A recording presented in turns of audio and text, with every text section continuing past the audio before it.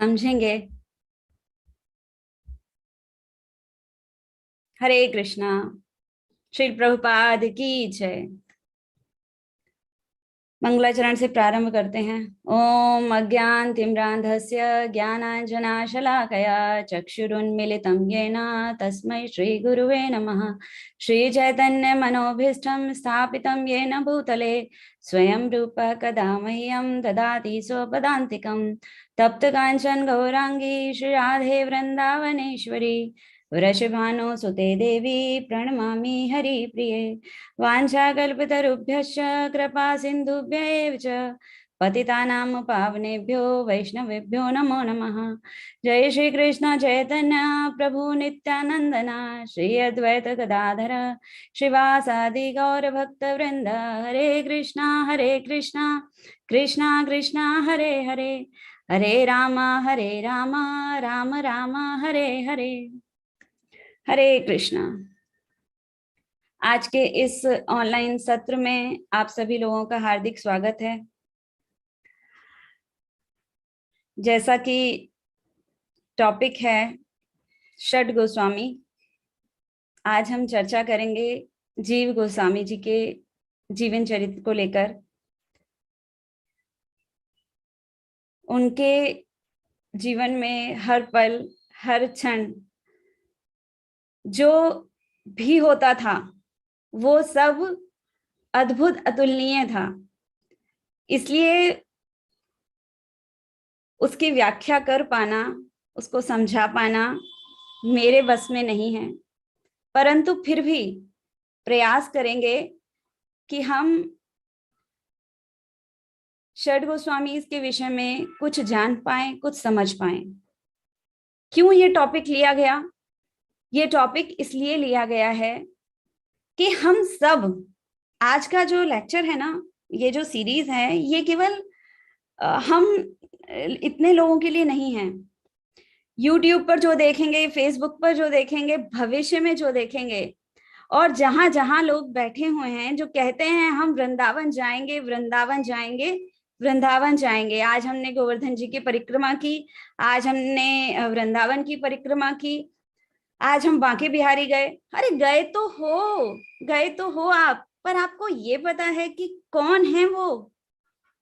अभी मैं रिसेंटली गई थी अपने होम टाउन, तो स्टेशन पे मुझे एक माता जी मिले, ग्वालियर के थे वो। बात हुई, चर्चा हुई उनसे, तो मैंने कहा आप तो बहुत निकट रहते हैं ब्रज के, तो मैंने कहा आप जाते होंगे दर्शन करने? तो बोले हाँ।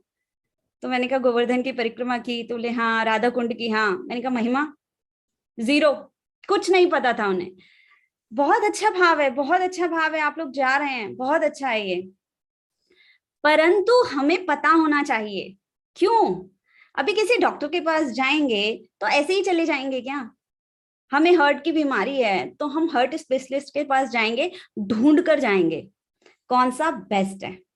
स्किन डिसीज है, स्किन डॉक्टर के पास जाएंगे, ढूंढ कर जाएंगे कि कौन सा बेस्ट। तो हम जब पता करके जा रहे हैं, हम बच्चे का एडमिशन स्कूल में पता करके करवा रहे हैं, तो हमें क्यों नहीं पता है इस बात का कि ब्रज जो स्थापित हुआ है ये किन्होंने स्थापित किया है?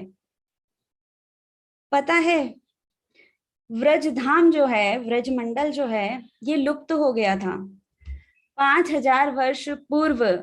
जब भगवान श्री कृष्ण इस धरा को छोड़कर गए थे, उसके पश्चात धीरे धीरे करके व्रज लुप्त हो गया था।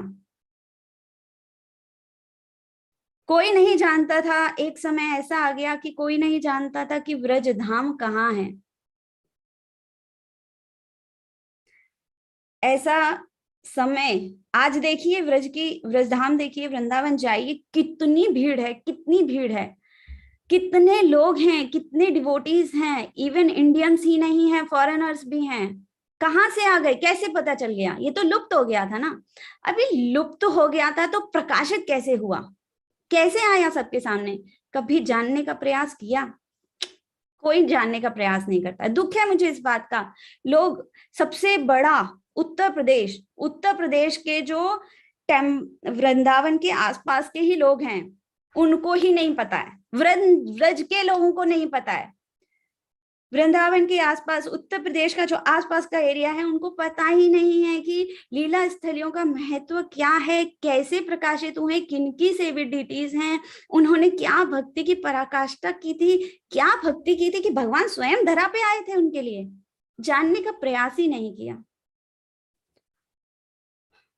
हम सभी आज इस सीरीज के माध्यम से, मुझे बहुत ज्ञान नहीं है, बहुत ज्यादा नहीं जानती हूँ मैं, जो भी थोड़ा बहुत जो कुछ भी जानती हूँ वो सब आप सबके समक्ष प्रस्तुत करूंगी। हम सब मिलकर उसका श्रवण करेंगे। कार्तिक मास आ रहा है, सब जाएंगे कार्तिक मास में भगवान के श्री धाम में, और उनकी निगाहों से दर्शन करेंगे कि उन्होंने क्या भक्ति की थी।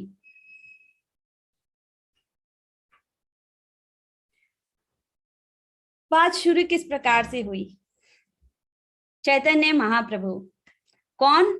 चैतन्य महाप्रभु भगवान श्री कृष्ण और श्रीमती राधा रानी के मिलित तनु, जिन्होंने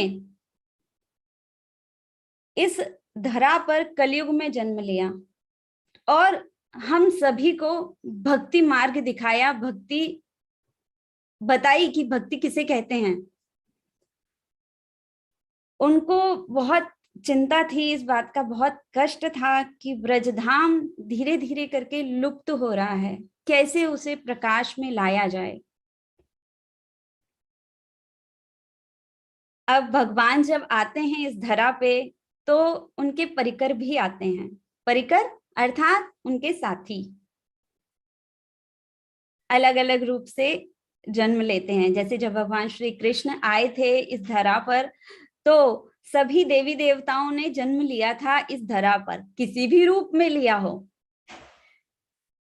चाहे मित्र बने हो, चाहे परिवारजन बने हो, रिश्तेदार बने हो, गायें बनी हो, बंदर बने हो, यहाँ तक कि ब्रज की रज बनी हो, फूल पक्षी पौधे जो भी था सब बने वो। इसी प्रकार से जब चैतन्य महाप्रभु इस धरा पर 500 वर्ष पूर्व आए तो उनके भी परिकर इस धरा पर आए, प्रकट हुए।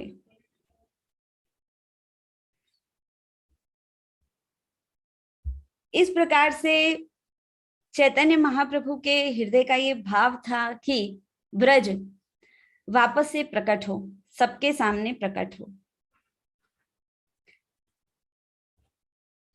तो आ गए,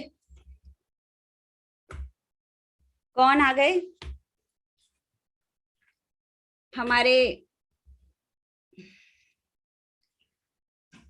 हम सभी के जीवन के आधार आ गए, जिन्होंने हमें भक्ति करना सिखाया है। वो 6 गोस्वामी, वो 6 गोस्वामी जो आजकल हिज ग्रेस अनिरुद्ध प्रभु जी ने जो शुरू किया है मॉर्निंग जपा सेशन में, हम सभी 2 महत्वपूर्ण, सभी महत्वपूर्ण हैं पर 2 बहुत महत्वपूर्ण, शिक्षा अष्टकम और जो हमारा षड गोस्वामी अष्टकम है वो हम पढ़ते हैं। तो षड गोस्वामी अष्टकम में क्या आता है, क्या बोल रहे हैं वो? वंदे रूप सनातनो रघुयुगो श्री जीव गोपाल को। इसी में 6 गोस्वामियों का नाम याद आ गया। आप सभी से अनुरोध है कि ये जो लास्ट की लाइन है एटलीस्ट ये तो बाय हार्ट हो चुकी होगी कुछ लोगों को, और अगर नहीं हुई है तो कर लीजिए और फिर पूरा अष्टकम बाय हार्ट कीजिए, बहुत इंपॉर्टेंट है। वंदे रूप सनातनो, रूप गोस्वामी सनातन गोस्वामी, वंदे रूप सनातनो रघु युगो, रघु युगो, युगो माने 2, कौन कौन? रघु, रघुनाथ गोस्वामी, रघुनाथ भट्ट गोस्वामी, 2 हो गए। रघु युगो श्री जीव गोपाल को, फिर जीव गोस्वामी और गोपाल भट्ट गोस्वामी, तो हो गए 6 हो गए। रूप गोस्वामी, सनातन गोस्वामी, रघुनाथ दास गोस्वामी, रघुनाथ भट्ट गोस्वामी, जीव गोस्वामी और गोपाल भट्ट गोस्वामी। इस प्रकार से ये 6 गोस्वामी हो गए हैं जो व्रज को प्रकाशित करेंगे। क्या हुआ था, चैतन्य महाप्रभु ने क्या बोला हमें कि व्रजधाम जो है वो धीरे धीरे करके लुप्त हो रहा है। तो ये जो 6 गोस्वामी हैं, ये 6 भगवान श्री कृष्ण के परिकर हैं, चैतन्य महाप्रभु के परिकर हैं ये, जिन्होंने व्रजधाम को प्रकाशित किया। जो व्रज आज हम देख रहे हैं वो उनकी बदौलत देख रहे हैं, और उनको हम जानते नहीं हैं। दुख इस बात का है कि उनको हम जानते नहीं हैं। अरे जिसके द्वारा ये सृष्टि रची गई है उसको जो जाना हमने, अब व्रजधाम जिन्होंने वापस से प्रकाशित किया उन्हें भी जानना चाहिए हमें। तो किस प्रकार से आज हम चर्चा करेंगे रूप गोस्वामी जी के विषय में। सनातन गोस्वामी और रूप गोस्वामी भाई भाई थे। सनातन गोस्वामी बड़े थे, रूप गोस्वामी उनसे छोटे थे, पर नाम पहले रूप गोस्वामी का आता है। क्यों रूप गोस्वामी का नाम पहले आता है? इसलिए रूप गोस्वामी का नाम पहले आता है क्योंकि भगवान श्री कृष्ण और श्रीमती राधा रानी की जो प्रिय सखी थी, कौन थी वो? ललिता सखी, सबसे फेवरेट मोस्ट सखी, जो सबसे ज्यादा श्रीमती राधा रानी के संग रहती हैं, उनका ध्यान रखती हैं, उनकी एक एक चीज का ध्यान रखती हैं, वो है ललिता देवी, ललिता सखी। ललिता सखी की अनेक सहचरियां हैं, सखियां हैं। उन सखियों में सबसे इंपॉर्टेंट सखी है रूप मंजरी, सबसे ऊपर। पता है श्रीमती राधा रानी की कितनी सखियां हैं? अरबों खरबों, अरब खरब नहीं बोला है, अरबों और खरबों, इतनी सारी सखियां हैं श्रीमती राधा रानी की, अलग अलग, पर सभी को उन्होंने सखियों का ही नाम दिया है। अब उन सभी में रूप मंजरी जो हैं वो सबसे प्रमुख सखी हैं उनकी, और वही रूप मंजरी रूप गोस्वामी है। इसलिए रूप गोस्वामी का नाम सबसे पहले आता है।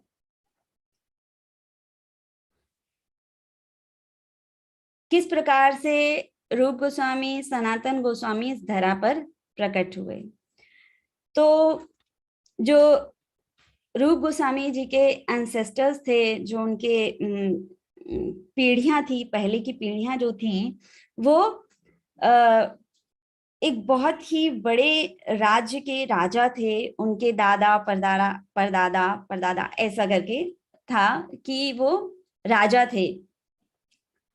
नाम क्या था उनका? सर्वज्ञ जगत गुरु महाराज उनका नाम था। कहाँ पे रहते थे वो? कर्नाटक, कर्नाटक के रहने वाले थे वे। उनके पुत्र हुए अनिरुद्ध, अनिरुद्ध के 2 पुत्र हुए, रूपेश्वर और हरिहर। जो हरिहर थे वो बहुत इंटेलिजेंट, अलग तरीके से इंटेलिजेंट कह सकते हैं उनको, कि वो एन केन प्रकारेण टाइप की बात थी उनके लिए, और उन्होंने सारा ही राज्य अपने कब्जे में कर लिया। और रूपेश्वर जो थे वो बहुत ही सीधे साधे भक्ति भावित व्यक्ति थे। उन्होंने हरिहर ने सारा राज्य छीन लिया रूपेश्वर जी का। अभी रूपेश्वर जी के पास में कुछ भी नहीं बचा। फिर वे अपने मित्र शिखरेश्वर जी जो थे उनके पास चले गए, और वहां जाकर उन्होंने सहायता ली शिखरेश्वर जी से, और उनकी सहायता की कार्यों में, और अपना जीवन यापन करने लगे। कालांतर के पश्चात उनका विवाह हुआ और उन्हें पुत्र प्राप्त हुआ, पद्मनाभ। पद्मनाभ जो थे वो बहुत इंटेलिजेंट थे, शास्त्रों में इंटेलिजेंट थे। उन्हें यजुर्वेद का बहुत ज्ञान था। इवन ये कहा जाता है कि वे यजुर्वेद से निकले हुए, मतलब जो लोग यजुर्वेद का प्रीचिंग करते हैं, बोलते हैं, वो ब्राह्मण्स थे। कैटेगराइज करा जाता है तो वो सारस्वत परिवार में आते हैं, सारस्वत फैमिली में आते थे। तो इस प्रकार से पद्मनाभ जी जो थे वो शास्त्रों का बहुत अध्ययन करते थे, बहुत भगवान की भक्ति किया करते थे। ज्ञानार्जन उनका बहुत उच्च कोटि का था। उनका विवाह हुआ, तत्पश्चात उन्हें 4 पुत्र प्राप्त हुए, पुरुषोत्तम, जगन्नाथ, नारायण और मुकुंद देव। अब मुकुंद देव के पुत्र हुए कुमार देव। अब मेन स्टार्ट हो गया। मुकुंद देव के पुत्र हुए कुमार देव, और कुमार देव के 6 बच्चे हुए, 5 पुत्र और 1 पुत्री। उन 5 पुत्रों में से 3 पुत्रों के नाम जो बहुत विख्यात हैं वो हैं रूप गोस्वामी, सनातन गोस्वामी और अनुपम गोस्वामी। इस प्रकार से कुमार देव जी को 5 पुत्र और 1 पुत्री प्राप्त हुई। पहले के समय में बहुत अच्छे से व्यवस्था नहीं हुआ करती थी मेडिकल्स की। इस कारण से कुमार देव जी किसी बीमारी से ग्रस्त हो गए और उनकी असामयिक मृत्यु हो गई। जब कुमार देव की मृत्यु हो गई तो उसके बाद उनके जो दादाजी थे मुकुंद देव, उन्होंने पालन पोषण किया रूप गोस्वामी, सनातन गोस्वामी और सभी भाई बहनों का। जो मुकुंद देव थे वे बाल्यावस्था से ही उन्होंने रूप गोस्वामी और सनातन गोस्वामी को शास्त्रों का ज्ञान प्रदान किया था। बहुत प्रवीण थे दोनों ही भाई। रूप गोस्वामी, सनातन गोस्वामी बहुत बुद्धि बहुत शार्प थी। जो पढ़ते थे वो तुरंत याद हो जाता था उन्हें, जो पढ़ते थे वो तुरंत ही एब्जॉर्ब कर लेते थे। और संस्कृत तो इतनी अच्छी थी उनकी कि फटाक से वो पूरा एक श्लोक कोट कर देते थे। हम लोगों को तो श्रील प्रभुपाद जी रटा रटा के गए हैं, घुटा घुटा के गए हैं, बुक्स लिख कर गए हैं, पर फिर भी हमें याद नहीं होते हैं। रचना करना तो दूर की बात है, हमें याद भी नहीं होते हैं। वो कोशिश कर रहे हैं, याद होंगे धीरे धीरे करके। इम्पोर्टेंट है वो तो याद होनी ही चाहिए। इतने शाप थे रूप गोस्वामी और सनातन गोस्वामी, और अनेकानेक भाषाओं का ज्ञान था। हिंदी, संस्कृत, कन्नड़, उर्दू, फारसी, पर्शियन, बहुत सारी, अरबी, बहुत सारी लैंग्वेजेस का ज्ञान था उन्हें। यहाँ तक कि उनके जो दादाजी थे मुकुंद देव, उन्होंने वे चाहते थे कि जो रूप गोस्वामी और सनातन गोस्वामी और अनुपम हैं वो और लैंग्वेजेस का ज्ञान लें, क्योंकि मुगलों का वर्चस्व बढ़ता जा रहा था भारत में। जन्म कब हुआ था उनका, रूप गोस्वामी का? सन 1493 में, 1493 में उनका जन्म हुआ था। उस समय मुगलों का बहुत राज्य था, इसलिए उनके जो दादा थे उन्होंने उन्हें अरबी और फारसी लैंग्वेज भी सिखाई। किससे? फखरुद्दीन से। कहाँ रहते थे? मायापुर। मायापुर रहते थे वे, और उनसे उन्हें लैंग्वेज सिखाई, अरबी और फारसी भी। धीरे धीरे करके वे दोनों बड़े हुए, ज्ञान बढ़ता जा रहा था उनका, और रहने लगे थे वे रामकेली में। जब रामकेली में वे रह रहे थे तो उन्होंने रामकेली को वृंदावन बना दिया था। श्रील प्रभुपाद जी भी बनाया, उन्होंने भी बनाया है न्यू वृंदावन, बताइए। और इसकी स्थापना करके गए थे रूप गोस्वामी। रूप गोस्वामी, सनातन गोस्वामी ने रामकेली को ही वृंदावन बना दिया था। अनेक कुंड बना दिए, राधा कुंड, श्याम कुंड, इंदु कुंड, सुरभि कुंड, सनातन सागर, रूप सागर, कदम्ब के अनेक वृक्ष लगा दिए, मालती के वृक्ष लगा दिए, और बिल्कुल ऐसा बना दिया कि ये लघु वृंदावन है। और हर समय वो ध्यान जप करते थे, शास्त्रों का ज्ञानार्जन करते थे। ब्राह्मणों में उनका बहुत वर्चस्व था। अब ये बात यवन जानते थे कि ये जो है ना बहुत इंटेलिजेंट हैं, इवन बुद्धिमत्ता में सर्वश्रेष्ठ हैं। अब यवन कितने चालाक थे उन्होंने किस प्रकार से जाल बिछाया। उन्होंने ऑफर भेजा रूप गोस्वामी और सनातन गोस्वामी को कि आप आइए और हमारे यहाँ पर आके आप नौकरी कीजिए, हम चाहते हैं कि आप यहाँ पर आके कार्य सेवा पद संभालें। रूप गोस्वामी और सनातन गोस्वामी बिल्कुल नहीं चाहते थे कि वे वहां पर नौकरी करें, जॉब करें।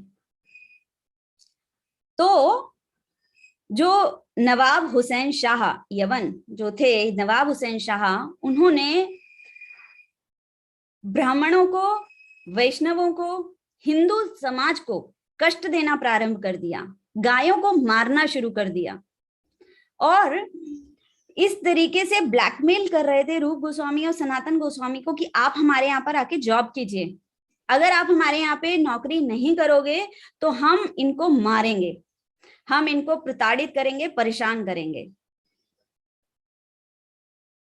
ये संस्कृति है यवनों की। इस प्रकार से जब देखा रूप गोस्वामी और सनातन गोस्वामी ने, तो वे बहुत दुखी हुए, बहुत परेशान हुए। बोले इस प्रकार से तो पूरा समाज ही कष्ट में आ जाएगा, तो वो लोग कष्ट में आए, इससे बेहतर है कि हम ही कष्ट में आ जाएं। और उन्होंने तत्पश्चात नौकरी स्वीकार की नवाब हुसैन शाह के यहाँ पर। रूप गोस्वामी और सनातन गोस्वामी का जो पहले का नाम था वो था संतोष देव और अमर देव, जो मटेरियल नेम बोलते हैं हम लोग, तो उनका नाम था संतोष देव और अमर देव। पहुंच गए नवाब हुसैन शाह के यहाँ पर और बहुत हायर पोस्ट उनको दी नवाब हुसैन शाह ने। क्या? दाबिर खास और साक्कर मलिक, ये पोस्ट के नाम है, नाम नहीं है, ये पोस्ट होती है, जैसे प्राइम मिनिस्टर पोस्ट है वैसे ही दाबिर खास और साक्कर मलिक नाम की पोस्ट दी गई। दाबिर खास जो थे वो फिनेंस मिनिस्टर थे, रूप गोस्वामी को नवाब हुसैन ने फिनेंस मिनिस्टर बना दिया और सनातन गोस्वामी को उन्होंने बना दिया prime minister, next to prime minister, इस टाइप का बहुत रेस्पॉन्सिबिलिटी का काम दिया था उन्हें।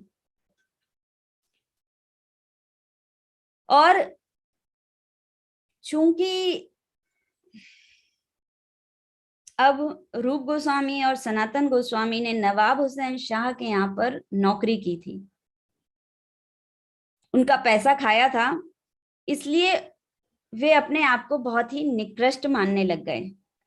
बोले हम यवनों के यहाँ का खाना खा रहे हैं, पानी पी रहे हैं, हम भी यवन हो गए हैं।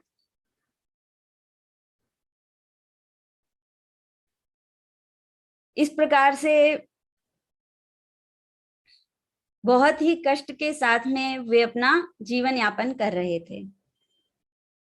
सुख उन्हें इस बात का था कि जैसे ही वो अपनी नौकरी से फ्री होते थे तो वो तुरंत रामकेली जाते थे और वहां पर अपने स्नान ध्यान के पश्चात में भगवान की सेवा अर्चना पूजा में लग जाते थे, हरिनाम कीर्तन में लग जाते थे।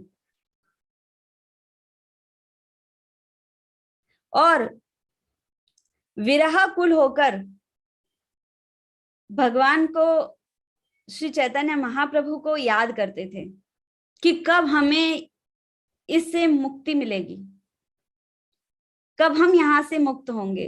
और रूप गोस्वामी और सनातन गोस्वामी चैतन्य महाप्रभु को लेटर्स लिखते थे कि हे प्रभु प्लीज आप हमें आज्ञा दीजिए कि हम इस नौकरी से मुक्त हो जाएं और आपकी सेवा कर सकें। इस प्रकार से खूब सारे लेटर्स लिखे चैतन्य महाप्रभु को रूप गोस्वामी और सनातन गोस्वामी ने। कुछ समय पश्चात में बहुत कष्ट में थे। अब देखिए, ऐसे करके सोचिए आप कि जैसे कुछ लोगों का भक्ति जीवन आधार है, अगर उनसे कोई कहे ना कि एक दिन आप चैंटिंग मत करो, मुझे तो ऐसा लगता है जैसे कि ना वो शायद उनका तो ऐसा हो जाएगा कि ये मृत्यु ही है हमारी। और वो रूप गोस्वामी और सनातन गोस्वामी थे, किस कष्ट में वो रहे होंगे, किस लिए?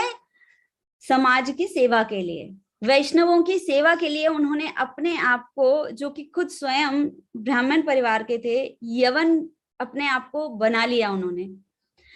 पहले के समय में तो ऐसा होता था, इतना माना जाता था कि यदि कोई यवन, कोई मुस्लिम अपने पात्र से जल छिड़क देता था, तो जिसके ऊपर जल छिड़का जा रहा है वो भी मुस्लिम बन जाता था, यवन बन जाता था।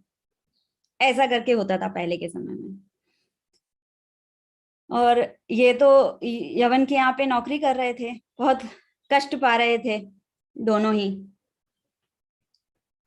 अब उधर नवाब हुसैन शाह ने प्लानिंग किया कि हम उड़ीसा के ऊपर आक्रमण करेंगे। इस बात से रूप गोस्वामी और सनातन गोस्वामी बहुत गुस्से में आए, बहुत क्रोधित हुए। बोले हमने अपना पूरा जीवन अर्पित कर दिया इसको, और अभी भी ये आक्रमण पर तुला है, अभी भी ये हिंदुओं को कष्ट दे रहा है। धिक्कार है ऐसी नौकरी पर, हमें नहीं करनी ऐसी नौकरी। बहुत क्रोध किया, बहुत गुस्सा किया नवाब हुसैन शाह पर, और ये निर्णय लिया सनातन गोस्वामी ने कि अब हम इसके यहाँ नौकरी नहीं करेंगे, छोड़ देंगे अब हम। चूंकि सनातन गोस्वामी हायर पोस्ट पर थे, तो रूप गोस्वामी ने कहा कि भैया अगर जॉब छोड़ देंगे तो ये और परेशान करेगा सभी ब्राह्मणों को, वैष्णवों को, हिंदुओं को, और मार काट करेगा ये। आपके ऊपर जिम्मेदारियां भी बहुत हैं, राज्य का कार्यभार है आपके ऊपर, सारी ही सेवाएं आप देखते हैं। अगर आप चले गए तो नवाब हुसैन शाह बहुत आतंक फैलाएगा, इसलिए आपका जाना ठीक नहीं है। ऐसा रूप गोस्वामी ने सनातन गोस्वामी को बोला। सनातन गोस्वामी को लगा ठीक है, बात तो आप सही कह रहे हो, क्योंकि जानते थे नवाब हुसैन शाह कैसा है, स्वभाव का है। अब रूप गोस्वामी उन्हें एक और सजेशन देते हैं कि ऐसा करते हैं कि मैं चला जाता हूं अभी और सारी व्यवस्था करता हूं, और व्यवस्था करने के पश्चात में आप आइएगा। सारे अपने घर परिवार, नाते रिश्तेदारों को सही जगह पे मैं पहुंचा देता हूं, तत्पश्चात आप आ जाइएगा। उन्होंने कहा ठीक है। इस प्रकार से रूप गोस्वामी ने निर्णय ले लिया कि अब हम नवाब हुसैन शाह की नौकरी छोड़ देंगे, अब हम केवल और केवल भक्ति करेंगे, और चैतन्य महाप्रभु जो चाहते हैं, जो कार्यभार हमें सौंपना चाहते हैं, वो कार्य करेंगे हम। ये दृढ़ संकल्प लेके, दृढ़ निश्चय करके रूप गोस्वामी ने नवाब हुसैन शाह की नौकरी त्याग दी। जब नवाब हुसैन शाह की नौकरी त्यागी थी रूप गोस्वामी ने, तो उनके पास कितनी संपदा थी? 22 लाख सोने की अशर्फियां, 22 लाख सोने की अशर्फी। एक अशर्फी जो थी ना, वो 54 ग्राम की थी। अब मल्टीप्लाई कर लो कितना हो गया, फिर उसके बाद में वो भी मल्टीप्लाई कर देना कि इस समय गोल्ड का रेट क्या चल रहा है, तो पता चल जाएगा कितना गोल्ड, कितनी लक्ष्मी थी उनके पास में। आज तो इतनी लक्ष्मी किसी देश के पास में नहीं होगी, इतना गोल्ड किसी देश के पास में नहीं होगा, इतना गोल्ड था रूप गोस्वामी के पास में। अब देखिए रूप गोस्वामी ने किस प्रकार से अपने धन का प्रयोग किया, हमें सीखना चाहिए। उन्होंने 50% ब्राह्मणों को वैष्णवों को मंदिरों में दान दे दिया 50%, अपनी सैलरी का 50%, जमा पूंजी का 50% दान दे दिया। 25% उन्होंने रिश्तेदारों के लिए रखा, भाई रिश्तेदारों को कभी जरूरत पड़ जाए तो ये 25% से वो अपना कार्य कर लें, और बाकी का 25% उन्होंने अपने लिए रखा। इससे हमें ये सीखना चाहिए कि हमें अपने जो लक्ष्मी है, हमें जो प्राप्त हो रहा है धन, उसका 50% मंदिरों में देना चाहिए। अब बोले कि 50% तो बहुत ज्यादा हो गया, इतना तो नहीं हो पाएगा, तो यथाशक्ति जितना भी दान दे सकते हैं हमें देना चाहिए। इस प्रकार से रूप गोस्वामी ने अपनी लक्ष्मी का वितरण कर दिया और अपने रिश्तेदारों को उन्होंने फतेहाबाद जगह पर सुरक्षित पहुंचा दिया। और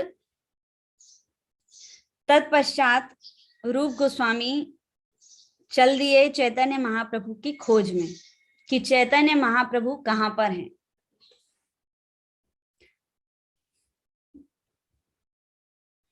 पता चला कि चैतन्य महाप्रभु इस समय पुरी से वृंदावन जा रहे हैं। तो रूप गोस्वामी ने अपने छोटे भाई अनुपम गोस्वामी के साथ में मिलकर यात्रा प्रारंभ की वृंदावन के लिए। और रास्ते में ही थे वे, और उधर से चैतन्य महाप्रभु वृंदावन की परिक्रमा करके, वृंदावन का दर्शन करके वे लौट आए प्रयाग। और इधर से रूप गोस्वामी और अनुपम जो थे वे पहुंच गए प्रयाग। उनको पता चल गया कि चैतन्य महाप्रभु यहाँ पर आए हैं, तो चैतन्य महाप्रभु से मिलना चाहिए हमें, क्योंकि जीवन का उद्देश्य ही उनका वही था। जाते हैं, ढूंढते हैं चैतन्य महाप्रभु को। चैतन्य महाप्रभु उस समय प्रयाग में एक दक्षिणी राज्य के ब्राह्मण के यहाँ पर प्रयाग में ठहरे हुए थे। जिस समय रूप गोस्वामी और सनातन गोस्वामी को पता चला चैतन्य महाप्रभु यहाँ हैं, उस समय, उस पर्टिकुलर टाइम पर चैतन्य महाप्रभु एक मंदिर में कीर्तन कर रहे थे। दोनों भाई जाते हैं वहां पे, रूप गोस्वामी और अनुपम गोस्वामी वहां जाते हैं और चैतन्य महाप्रभु को प्रणाम करते हैं, साष्टांग उनके चरणों में गिर पड़ते हैं।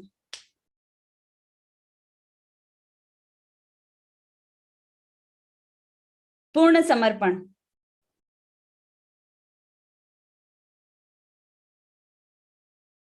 बहुत प्रेम और स्नेह के साथ में चैतन्य महाप्रभु उनका आलिंगन करते हैं। अच्छा, इससे पहले एक बार और चैतन्य महाप्रभु रूप गोस्वामी और सनातन गोस्वामी से मिले थे। कहाँ मिले थे? रामकेली में। तो वहां पर चैतन्य महाप्रभु मिलने आए थे रूप गोस्वामी सनातन गोस्वामी से, खुद भगवान मिलने आए थे। तो कहते हैं ना कि भगवान भक्तों को कुछ लोग बोलते हैं ऐसा करके ना, भगवान सुनते नहीं है, भगवान सुनते नहीं, भगवान सुनते हैं। भक्तों के लिए भगवान स्वयं आ गए, रामकेली में दर्शन दिया। पहला दर्शन रामकेली में हुआ था उन्हें। ये दूसरी बार मिले थे जब रूप गोस्वामी गए थे मिलने के लिए चैतन्य महाप्रभु को। ये सेकंड टाइम मिले थे। अब गिर जाते हैं चैतन्य महाप्रभु के श्री चरणों में और साष्टांग प्रणाम करते हैं चैतन्य महाप्रभु को। रूप गोस्वामी और अनुपम गोस्वामी, और फिर श्रवण और कीर्तन चलता है। उसी समय वहां पर वल्लभ संप्रदाय के एक आचार्य उपस्थित थे। उन्होंने रूप गोस्वामी को देखा तो केवल देखकर ही, कहते हैं रूप गोस्वामी और चैतन्य महाप्रभु एक जैसे लगते थे, तो रूप गोस्वामी को देखकर वल्लभाचार्य उनके चरणों में गिर पड़े। रूप गोस्वामी तो डर गए, बोले अरे नहीं नहीं नहीं, मैं तो यवन कुल का हूं, मैं तो यवन हूं, आप क्या कर रहे हैं, ये ऐसा मत कीजिए। वल्लभाचार्य और चैतन्य महाप्रभु रूप गोस्वामी की इस विनम्रता को देखकर तृणादपि सुनिचेना, तृण के समान अपने आप को तुच्छ मानने की जो भाव था उनका, तो वो ऐसे हाथ जोड़ने लगे कि बोले अरे आप ये क्या कर रहे हैं, मैं तो यवन कुल का हूं, आप मुझे प्रणाम नहीं कर सकते हैं, मैं योग्य ही नहीं हूं, मेरे अंदर कोई योग्यता नहीं है। इस प्रकार से रूप गोस्वामी ने वल्लभाचार्य को मना किया, पर वल्लभाचार्य भी बहुत बुद्धिमान थे, बहुत प्रखर थे। तो वल्लभाचार्य उनसे कहते हैं, चैतन्य महाप्रभु ने एक व्यंग किया था, बोले अरे आप ब्राह्मण श्रेष्ठ हैं, आप उनके चरणों में क्या प्रणाम कर रहे हैं, ये इनके चरणों में प्रणाम के योग्य नहीं है।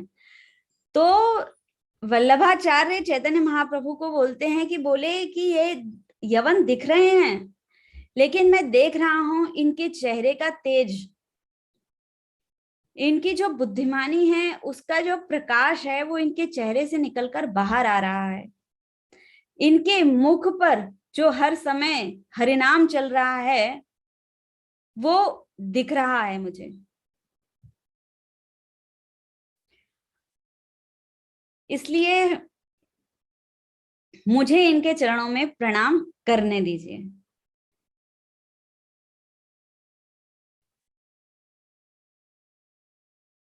ग्लोरिफिकेशन में वल्लभाचार्य ने बहुत बहुत बोला था रूप गोस्वामी के लिए, क्योंकि वो जानते थे कि रूप गोस्वामी कौन है।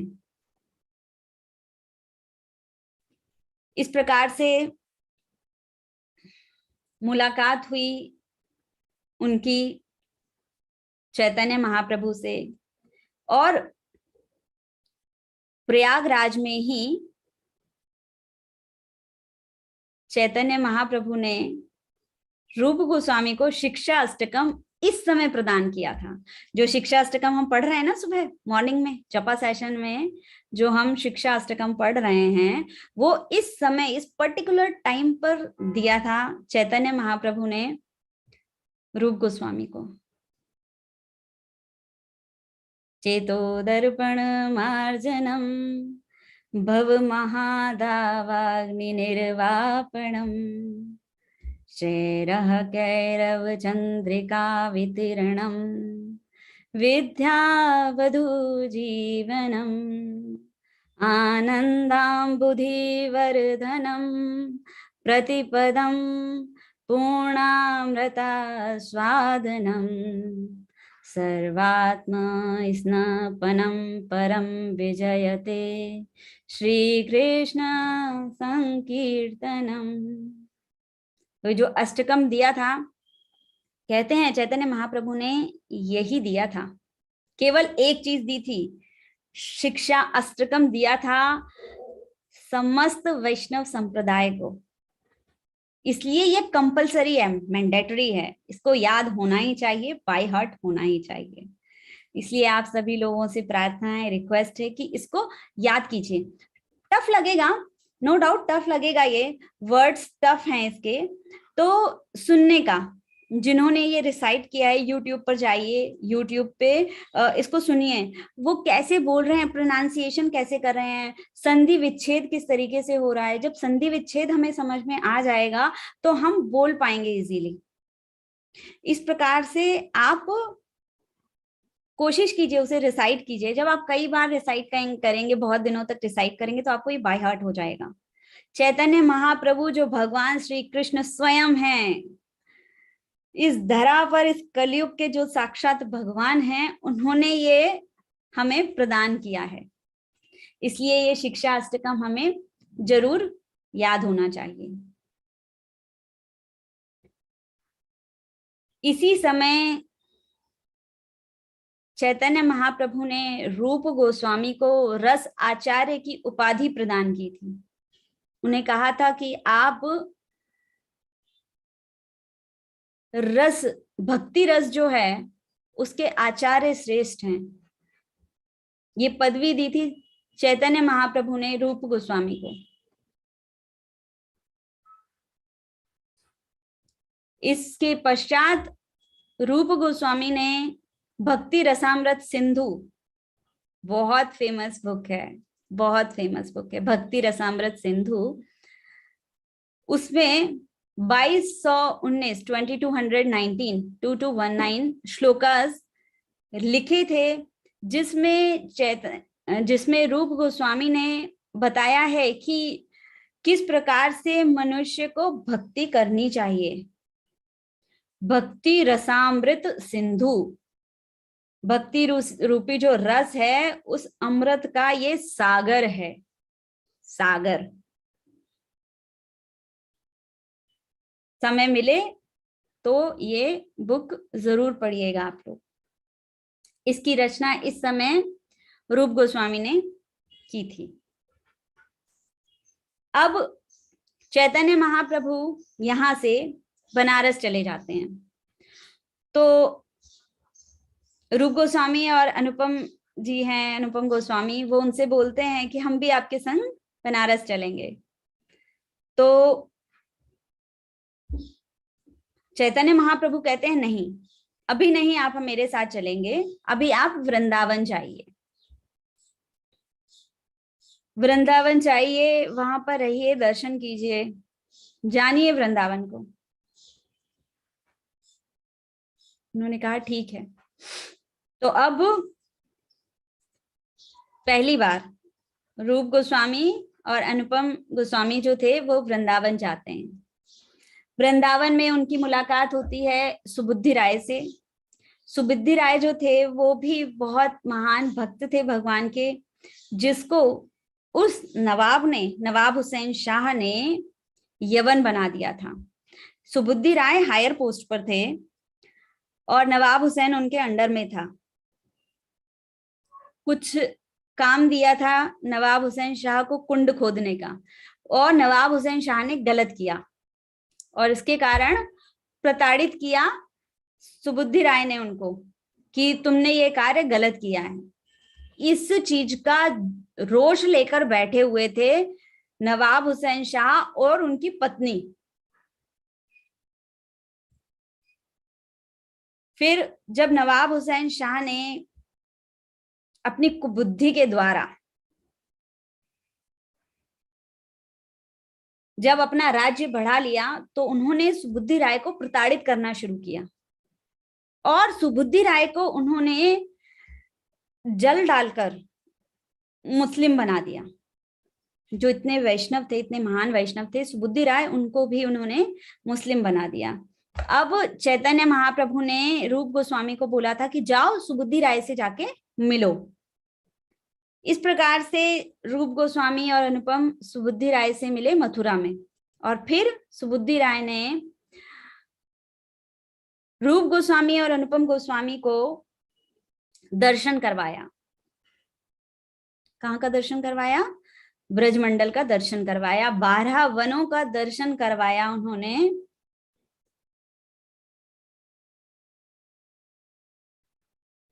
रूप गोस्वामी और अनुपम जी को। इस प्रकार से 1 महीने तक रूप गोस्वामी और अनुपम जी रहे वृंदावन में, और वहां पर उन्होंने यमुना महारानी के निकट रहकर, गोवर्धन के तलहटी में रहकर नाम जप किया। और जानने का प्रयास किया, प्रकाश करने की कोशिश की कि यहाँ की स्थलियां कहाँ हैं। चूंकि ये तो सर्वज्ञ विदित था कि लीला स्थलियां विलुप्त हो चुकी हैं। अब उसी समय लोकनाथ स्वामी और भूगर्भ स्वामी, जब आप वृंदावन जाएंगे तो राधा दामोदर टेम्पल, याद रखिएगा, राधा दामोदर टेम्पल में भूगर्भ स्वामी के डिटीज रखे हुए हैं। आप वहां जाइएगा, उनके दर्शन कीजिएगा।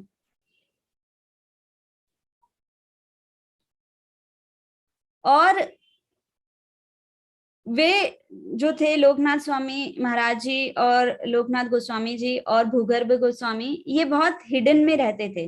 उनको भी बोला गया था कि आप जाइए और प्रकाशित कीजिए, पर वो, उनका ये कहना था लोकनाथ गोस्वामी महाराज जी का और भूगर्भ गोस्वामी का कि हम किसी के सामने नहीं आएंगे, हम सेवा सब करेंगे, हम शास्त्रों की रचना करेंगे, लेकिन नाम हमारा कहीं नहीं आएगा। उन्होंने ये प्रार्थना की थी चैतन्य महाप्रभु से। इस प्रकार से लोकनाथ स्वामी महाराज, गोस्वामी महाराज जी और भूगर्भ गोस्वामी से भी रूप गोस्वामी और अनुपम गोस्वामी मिले। और तत्पश्चात दोनों ही प्रस्थान किए वृंदावन से बनारस की तरफ, पुरी जाने के लिए। बनारस होते हुए पुरी जाएंगे, ऐसा उन्होंने विचार किया। क्यों? क्योंकि चैतन्य महाप्रभु उस समय बनारस थे, जब उन्होंने छोड़ा था उनको लास्ट टाइम, तो वो बनारस में थे। इस प्रकार से वे लोग पहुंचते हैं बनारस, तो देखते हैं कि चैतन्य महाप्रभु निकल चुके हैं वहां से, और पता चला कि सनातन गोस्वामी आ रहे हैं इधर। लेकिन सनातन गोस्वामी, अभी सनातन गोस्वामी कैसे यहाँ पर आ गए, उनकी भी अलग कथा है। तो जब हम सनातन गोस्वामी जी का चरित्र पढ़ेंगे, सुनेंगे, तब हम उस पर चर्चा करेंगे कि किस प्रकार से सनातन गोस्वामी वहां से निकले थे। अब सनातन गोस्वामी और रूप गोस्वामी एक दूसरे से नहीं मिल पाए, और सनातन गोस्वामी पहुंच गए वृंदावन और रूप गोस्वामी जी निकल गए आगे पुरी की तरफ। जब वे जा रहे थे रास्ते में, तो उन्हें वहां पर एक बहुत ही द्रवित, कष्ट देने वाली एक घटना घटित हुई कि उनके जो भाई थे अनुपम गोस्वामी, उनका असामयिक निधन हो गया। वे धाम प्रस्थान कर गए। रास्ते में जब रूप गोस्वामी जी जा रहे थे जगन्नाथपुरी, उसी बीच में उनके जो भाई थे अनुपम जी, उन्होंने अपना शरीर त्याग दिया और वे धाम को चले गए, अनुपम जी ने। फिर रूप गोस्वामी ने उनके सारा रिचुअल्स की, डेथ रिचुअल्स की सारी, और तत्पश्चात वे सत्यभामा नगर वहां पे रुके। कुछ समय के लिए रूप गोस्वामी सत्यभामा नगर में रुके, और उस समय वे एक पुस्तक लिख रहे थे, ललित माधव, ललित माधव करके एक पुस्तक की रचना कर रहे थे। तो रूप गोस्वामी क्या कर रहे थे उसमें कि जो भगवान श्री कृष्ण और श्रीमती राधा रानी की और वृंदावन की और द्वारिका की जो भी लीलाएं थी, वो सारी एक साथ लिख रहे थे, एक ही बुक में लिख रहे थे। रात में कुछ पल विश्राम किया उन्होंने। जब विश्राम किया तो उन्हें स्वप्न आया एक देवी का, और वो देवी उनसे बोली कि आप जो पुस्तक लिख रहे हैं, आप जो ग्रंथ लिख रहे हैं, उसमें द्वारिका की लीलाएं अलग लिखिए और वृंदावन की लीलाएं अलग लिखिए। ये बात सोचकर थोड़ा शॉक्ड हो गए वो, कि बोले अचानक से कोई माता आई मेरे स्वप्न में और उन्होंने ये कहा मुझसे, तो उन्हें वो चीज बहुत समझ में नहीं आई कि बोले ये क्या हुआ। इस कथा का वर्णन आगे आएगा कि किस प्रकार से ये प्रूफ हुआ कि हाँ, कौन थी वो माता। वो माता तो स्वयं सत्यभामा ही थी। इसकी पुष्टि आगे जाके चैतन्य महाप्रभु ने की थी। तो अभी जब आगे कथा करेंगे तो एक बार और इस कथा का विवरण आएगा। इस प्रकार से चैतन्य महाप्रभु के पास सत्यभामा नगर में रुकने के पश्चात चैतन्य महाप्रभु के पास पहुंचते हैं श्रील रूप गोस्वामी जगन्नाथपुरी में। और किस प्रकार से जगन्नाथपुरी में चैतन्य महाप्रभु ने और सभी आचार्य गणों ने स्वागत किया रूप गोस्वामी का। क्या बोला चैतन्य महाप्रभु ने रूप गोस्वामी जी के लिए, ये हम अगले सत्र में चर्चा करेंगे कि किस प्रकार से मिलन हुआ था चैतन्य महाप्रभु का और रूप गोस्वामी का। सभी वैष्णवों से मिले थे रूप गोस्वामी, और क्या क्या लीलाएं हुई थी रूप गोस्वामी के सामने जब वो जगन्नाथपुरी में थे, और तत्पश्चात कैसे क्या आज्ञाएं दी थी चैतन्य महाप्रभु ने रूप गोस्वामी को। कौन सी वो 4 मेन आज्ञाएं दी थी रूप गोस्वामी को और सनातन गोस्वामी को, उस पर चर्चा करेंगे। और कैसे वो वृंदावन गए और किस प्रकार से वृंदावन को प्रकाशित किया उन्होंने, उन सब के विषय में हम आगे के सत्रों में चर्चा करेंगे। इस प्रकार आज हमने देखा कि रूप गोस्वामी ने किस प्रकार से ब्राह्मण कुल में जन्म लिया और नवाब हुसैन शाह के यहाँ नौकरी करने के कारण अपने आप को स्वयं उन्होंने यवन मान लिया, एक मुस्लिम मान लिया, और इतनी दीनता उनके हृदय में आ गई, इतना अपने आप को वो इतना अशुद्ध मानने लग गए थे। इस प्रकार से होते हैं आचार्य जन, गुरुजन जो होते हैं। और हम तो अपनी छोटी सी ईगो को ही लेकर बैठे रहते हैं, अपना अहम कि अरे हम तो ब्राह्मण हैं, अरे हम तो बहुत योग्य हैं, हम तो 16 माला करते हैं, हम तो पढ़ रहे हैं, शास्त्रों का अध्ययन कर रहे हैं। इन छोटी छोटी बातों पे ही हम है ना अपने ऊपर अहंकार करने लगते हैं। और देखिए रूप गोस्वामी कितने डाउन टू अर्थ थे कि हर समय उनको इस बात का रहता था कि मैं इतना निकृष्ट हूँ, इतना निम्न हूँ, मैं यवन हो गया हूँ। इस विषय पर वो विचार करते थे और हमेशा इतने डाउन टू अर्थ रहते थे। वो हमेशा उनके हृदय में यही भाव रहता था कि मैं किस प्रकार से सेवा करूं। तो आज के सत्र में हमने ये सीखा कि चैतन्य महाप्रभु से किस प्रकार अटैच्ड थे रूप गोस्वामी, और रूप गोस्वामी जी कितना चैतन्य महाप्रभु कितना प्रेम करते थे रूप गोस्वामी को, और रूप गोस्वामी कितना प्रेम करते थे चैतन्य महाप्रभु को। तो आज के सत्र को हम यहीं विराम देते हैं। अगले सत्र में हम